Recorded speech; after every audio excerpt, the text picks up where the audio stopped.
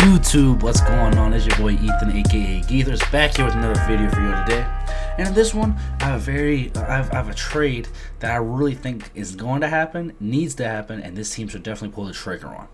Now, before I get into it, I want to preface y'all, make sure y'all like this video, subscribe if you're new to the channel, subscribe over here at the Trade Ball Podcast and on my Geethers channel. We upload regularly on both of these channels, podcast every Monday. Very good stuff out here, but a lot of basketball content for y'all, so I hope y'all do that for me. And comment down below if you like this trade, if you have any other trades. We're getting very close to that trade deadline. So without further ado, let's go ahead and get into this trade. So, as you can tell by the title and thumbnail, I really think the OKC Thunder need to make a big trade this year. And do they necessarily have to? No. Obviously they don't have to. They're the 1 seed right now. But a trade like this, and this trade I'm talking about is Lauri Markkanen, could really, really, really do some big things for them. I'm going to have this trade on the screen so y'all can see it. But I mean, this trade can really put them over the top. Lauri Markkanen is a guy who can come in and do it all for them. You know, he's a guy that can come in, really high volume 3-point shooter. He's going to knock down his catch and shoot corner threes. He can get it off the bounce. He can get to the rim. He gives them more size. He just really, he's on a $17 million contract. That's why every contending team should be trying to trade for this guy. But more specifically, the Thunder, because they have all the assets in the world to go get this guy. And this guy is very valuable. Don't get me wrong. This guy is very valuable because of that contract, because he's playing at an all-star level, and because he can do it all. He can fit into any system. You know, and this is a guy who is averaging 24 a game right now, 24-9, 24-9-2 on almost 50-40-90 from the field. 49.7 from the field, 40% from three, 87% from the free throw line. So he's a power forward. He's a 7-footer. So he's giving him more size. That's something the Thunder desperately need. Giving him 3-point shooting, even more 3-point shooting around Shea, who's one of the best players in the league. Gives him a bona fide second All-Star. This is a guy that I don't think is going to make the All-Star game, but mainly because the Jazz are, the 10th seed right now, or something around that.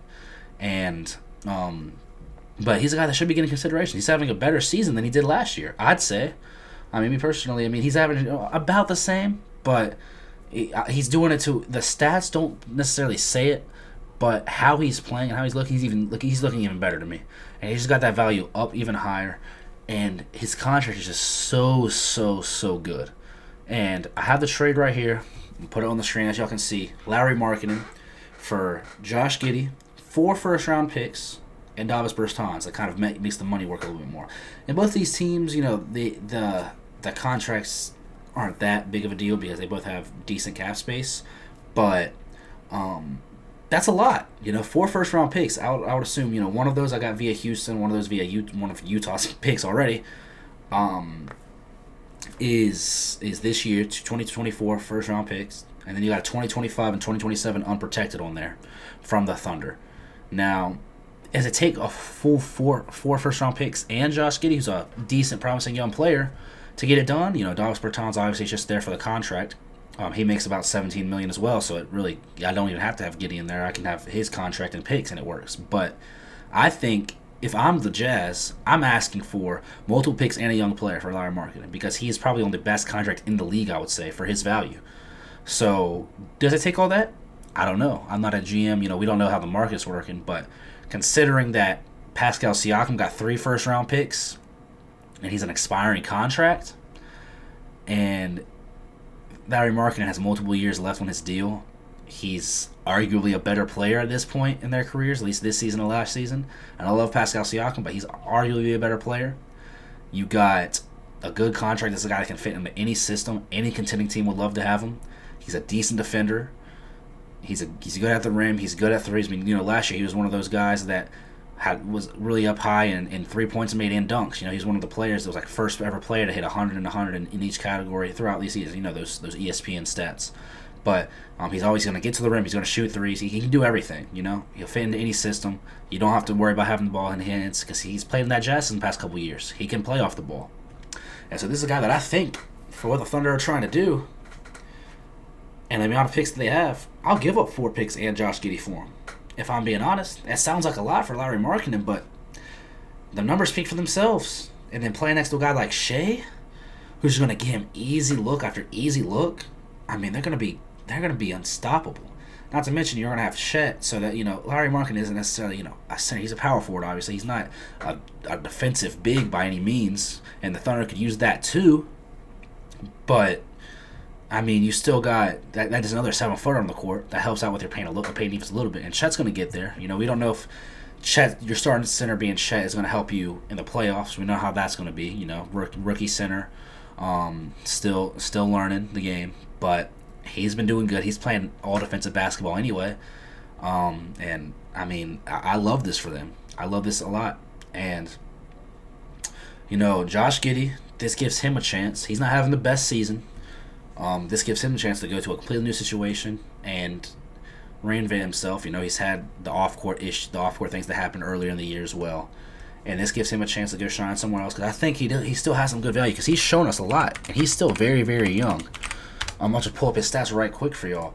He's only averaging 11 this season. He's averaging 11, 6, and 5 on 45, 33, 80 splits. So not the best splits, not the best stats when he's had seasons where he's averaged a lot more than that. I mean, last season, he's only been in the league for 3 seasons. He's only 21 years old, too. And just last season, he averaged almost 17 a game. So we know there's promise there. It's just with this team and how deep this team is, he hasn't fit in a lot. In a lot of places, and there's a lot of times where he doesn't close out games. He starts, but a lot of times he doesn't close out games because he doesn't fit what they're trying to do necessarily. The ball's going to be in Shea's hands all the time, a good amount of the time, and Giddey's not really a guy you want spotting up, catch and shoot threes, And Larry Markin comes in and fits that mold to perfection. So I think it's really something to think about.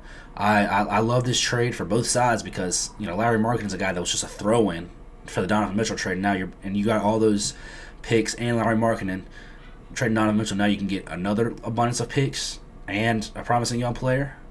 I like it a lot. And who knows, maybe there's a better trade out there for Larry Markkinen somewhere, but I don't know who can offer much better a package than this. And if I'm the Thunder, I'm jumping on this because, listen, this man, Larry Markkinen, will come in and fix a lot of y'all's problems. And there's not a lot of problems to be fixed because you're the 1 seed in the West right now. So if they're really serious about contending, which it seems as if they are, I say bring him in. But I appreciate you for watching this video. It's been on the shorter side, but I really want to deep dive into this trade. I think it makes a whole lot of sense for both sides, and it's a win-win trade. We've seen a lot of win-win trades this season so far. The OG Anunoby trade was a win-win. The Pascal Siakam trade, I'd say, was a win-win. And as we're getting closer to this trade deadline, I say if you can get this trade, you bounce on it. You jump on it for that matter. But I appreciate you for watching. Make sure you like the video, subscribe if you're new. Go subscribe to the Trade Ball Podcast and subscribe to my Geethers channel as well. I appreciate you for watching. It's been a pleasure. Peace.